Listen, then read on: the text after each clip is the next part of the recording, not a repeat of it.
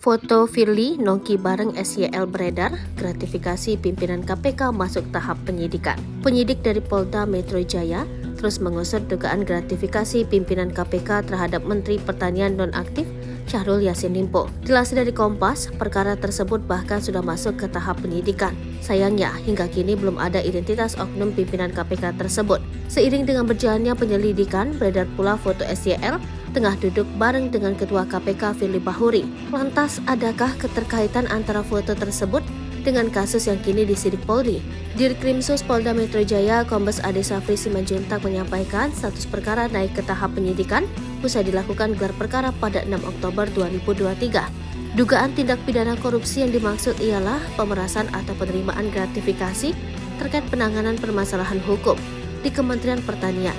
Peristiwa ini terjadi antara tahun 2020 hingga 2023. Terpisah, Aulia Postiera selaku mantan penyelidik Komisi Pemberantasan Korupsi menyoroti foto Firly Bahuri duduk bareng SYL.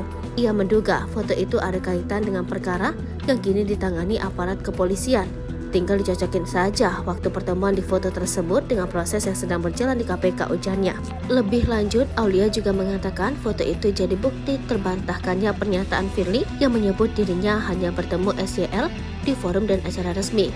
Aulia menambahkan sejak dulu pimpinan KPK selalu menjaga aktivitas dan interaksinya dengan siapapun karena berpotensi terjadi benturan kepentingan.